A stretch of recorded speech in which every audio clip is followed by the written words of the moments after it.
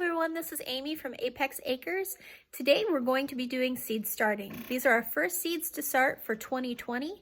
So we are going to be planting peppers, Brussels sprouts, and tomatoes today. Let's get to it. As you can see, I've got my starting mix in my seed trays. This is just a standard tray you can get at any lawn and garden store or Walmart. It is a 72 cell tray. And my seed starting mix is just a natural organic seed starting mix that we picked up at our local Rural King. A lot of times I'll use Jiffy starter mix just because it's what's available, but I was able to find this organic mix, so we purchased that instead. So like I said, we're going to start out by planting our peppers, and we're going to have a combination of sweet and hot peppers. Okay, today for peppers, we're going to be planting Autumn Belle sweet peppers, Jimmy Nardello sweet peppers, Zulu sweet peppers. I'm really curious about these. I've never grown these before. I think it's going to be kind of an interesting black pepper. Golden Cow Wonder sweet peppers, Peperoncini, and I also have some seeds that I saved from some peppers that I got at the store, which I'd never seen before. They were like the snack size peppers, but they were really, really big. Like they were the size of a banana. So I don't know if these seeds will start or not, but I want to take a chance and see what happens. So I'll just be doing one little cell of those. And if they produce like they produced as they were in the store, then I'll save more seeds and be able to grow more from years to come. I don't know the variety. I do know that they are, like I said, like a sweet pepper, like a really long, stretched out, big snack size or refrigerator pepper. Now, when you're putting the dirt in or the soil into your seed starting trays, be sure that you pre-moisten the soil first. If you don't pre-moisten your soil, the water won't absorb into the soil as needed, and it'll just sit in the tray underneath your seed cells. It won't actually water the seeds. So I just use an easy empty ice cream tub, but you can use a little bucket and just put some warm water in with the soil, the seed starting soil that you're going to be using, till it gets to be the right consistency. You don't want it to be so wet that it's dripping wet, but you also don't want it so dry that it's still light brown and dusty. All right, now to start, what I like to do is plant 2 seeds per cell. And I kind of like to make little divots in my cell so my seed has somewhere to go. And I just use a pencil to make the divot. So I'll do 2 little divots. That needs filled in a little bit better. 2 little divots per cell.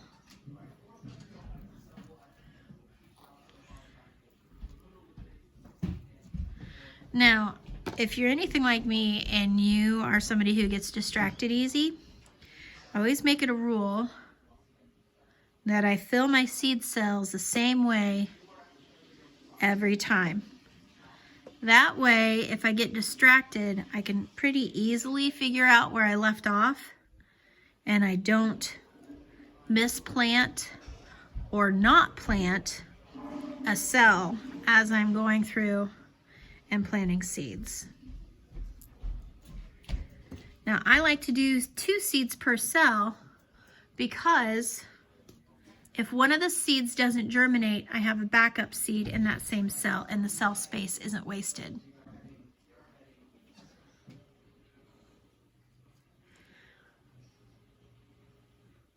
And as far as how deep I make the hole, I just make it deep enough so that I can easily cover the seed. I don't want to go crazy deep on my seed hole, the hole for the seed.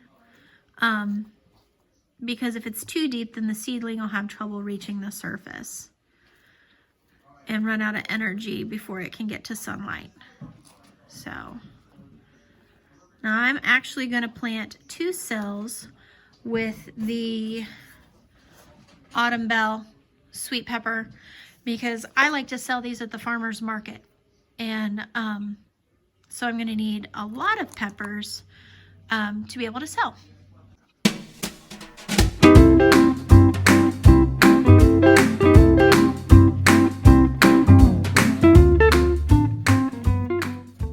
Now you want to make sure that you label your seeds so that you know exactly what you have planted. And I bought some tags just off of Amazon to be able to label, but you can also use like old window blinds that are broken. They work really well. And always write in pencil so that way the sun doesn't bleach out your marker or pen and then you aren't able to read it. I had that happen one year and that did not work out well at all. Also, using a wooden stick, like a tongue depressor stick or a popsicle stick, doesn't work either, because as it rains, the words will bleed off your marker.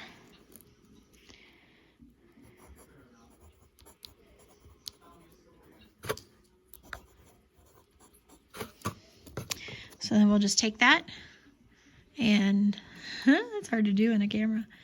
Stick that up here, and I'm going to make one more to put in this front cell as well, and then the autumn bells are planted. Now I'm going to do the same thing through each pepper. Some peppers I'm going to be planting more of than others, just because, like I said, I'm going to be selling them at the farmer's market, and I want to make sure that I have enough sweet peppers to be able to sell and enough for me to keep for our family as well. All right, I have my sweet peppers planted, and now I'm going to start on my hot peppers. And for hot peppers, we're going to do a few serrano peppers, just a couple habanero. We're not really hot spicy pepper eaters, but I figured I could sell some at the farmer's market.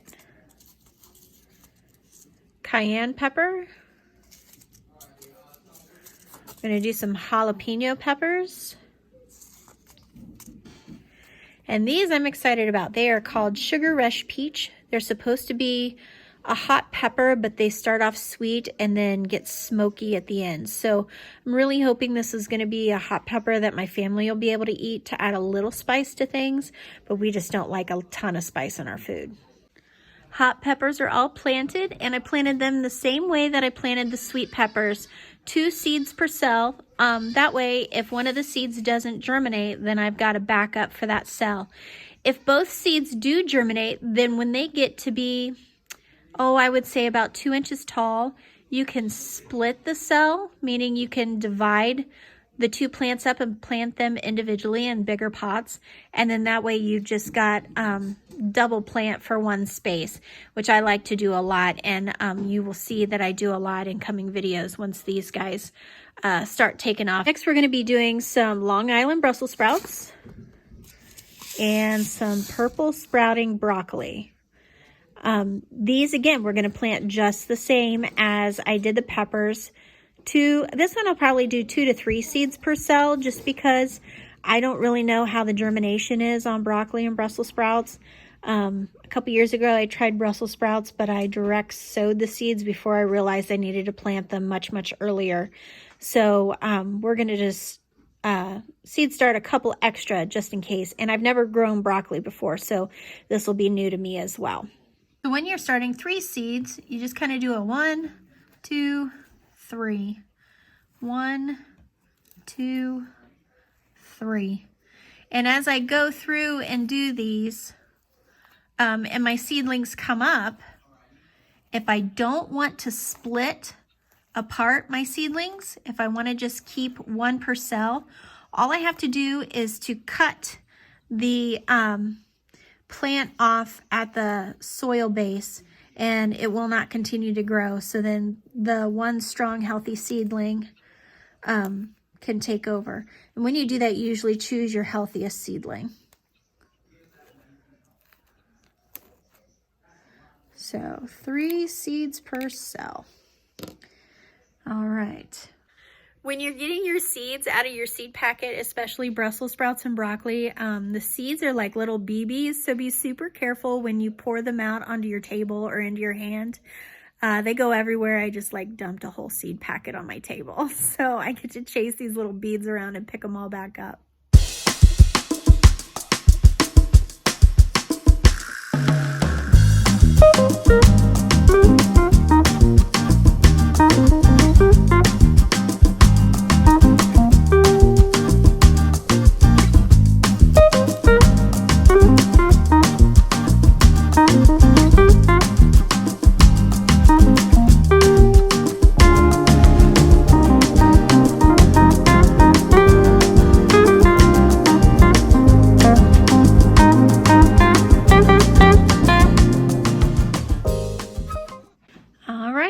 broccoli and the Brussels sprouts are planted. Next, we're going to be moving on to tomatoes. All right, now it's time for tomatoes. Now I have a big tomato obsession, so you're going to see that I'm going to plant lots of varieties of tomatoes.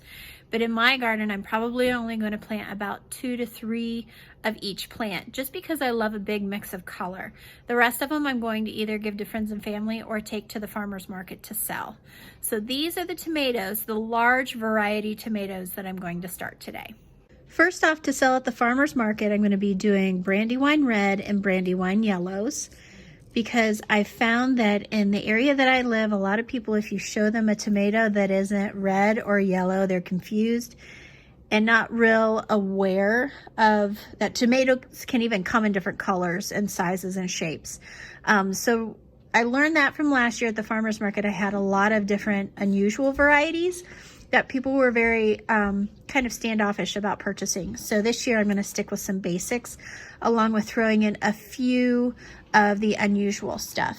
I'm also going to do Amish paste because it's just an all-around good tomato for any kind of processing. It's great for salsas and canning, making tomato sauce, and tomato, just all kinds of anything cooked tomato. So we're going to be growing a lot of these as well. Next, we're going to get into my unusual tomatoes. We're going to do vintage wine. We're going to try pineapple again this year. I planted it in a pot, basically a half barrel last year, and I wasn't real excited with how it grew. So I'm going to try putting it in a different place this year and see if it does a better job.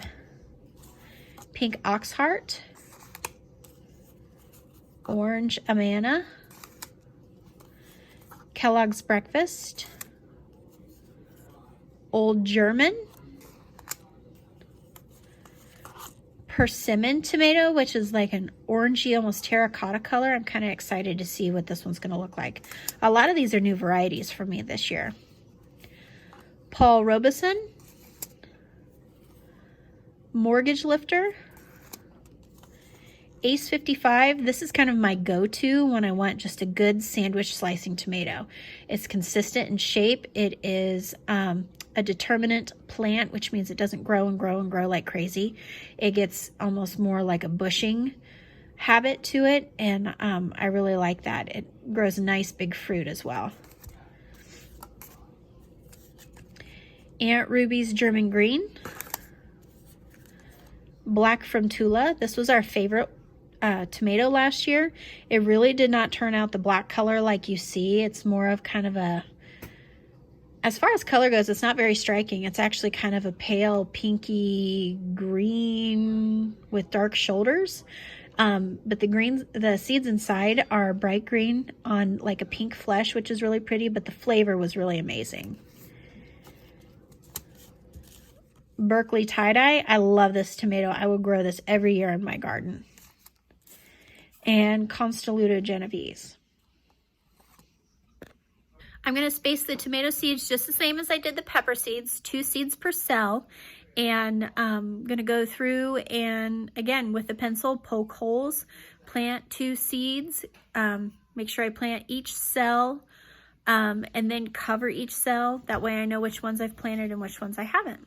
And now we're going to do cherry tomatoes, and I'm going to be doing several varieties of cherry tomatoes as well this year as well. First is the Michael Pollan from Wild Boar Farms. We're going to do a porter tomato. This is really more like a saladette. It's about, like when you hold it up, it's about a 1.5 to 2 inch tomato. Almost, it's bigger than a grape tomato, but not quite like an actual slicer tomato. This is the only one of that I'm going to grow this year. Isis Candy. Let's see if I can do it without a glare. Barry's Crazy Cherry. Golden Nugget. I grew these last year and they didn't do well, but I think I planted them in a place that wasn't good for them, so I'm going to give them another try this year. White Cherry, because my son Mario wanted to try a white cherry. We're also going to do a yellow pear. We're going to sell those at the farmer's market. Our absolute favorite cherry tomato is the Brad's Atomic Grape, again from Wild Boar Farms. Large red cherry, and again, many of these are going to be for the farmer's market. Tigerella, which is a striped cherry tomato. Blueberry cherries, which is another Brad Gates at Wild Boar Farms cherry style tomato. These are the first ones to set fruit, and they're extremely prolific. They're also the last ones to be killed off from frost. So they last longer than any other tomato in my garden, so we like to grow quite a bit of these. Again, we're going to plant these just the same as I did full-size tomatoes. We're going to have 2 per cell, and then we'll label each one as we go. That way we make sure we know what we planted where. All right, all my cherry tomatoes are planted. Now, I did forget about one variety. It's called Tumbling Tom. I have it in red and yellow, and I'm growing these to put in some hanging baskets. They make great presents for people who either don't have a garden or maybe live in an apartment or live at a retirement home. They can grow tomatoes and have fresh tomatoes that can be hung from anything, honestly, and as long as they're out in the sun, they'll be growing tomatoes. These tomato plants have like a weeping habit to them, so they kind of grow out and over the side of the pot, which is really kind of pretty, and they produce a ton of cherry tomatoes. So we're getting some of those made up, not only for us, but also for the farmer's market. And my husband, these are his favorite tomatoes that we dry. They taste like candy to him. So we want to make sure that we plant plenty of those as well. Thank you guys for hanging out with me today while I planted my seeds. Yes, it's a costume change because it's in the evening and I started in the morning and things have happened since then. If you have any questions about seed starting or how to seed start, please leave it in the comments below, or you know, just send me a message and let me know. I hope to be able to answer your questions that you have. And if I can't answer, I will put you in the direction of someone who can. Now, like I said, we're seed starting for my area, which is Indiana Zone 5B. Our last frost date is usually just before Mother's Day. So what we do is we will move all these seedlings out and plant them after Mother's Day. As just kind of a rough estimate, if you guys are in my area, it's best to plant after Mother's Day, saying that the weather cooperates. If it's pouring down rain or you're holding a lot of extra rain, obviously you're not going to plant your tomatoes. But like I said, any other questions that you may have, hopefully I covered everything pretty easily. Thank you so much for watching again, and we hope to see you on the next Apex Acres video. Please like and subscribe.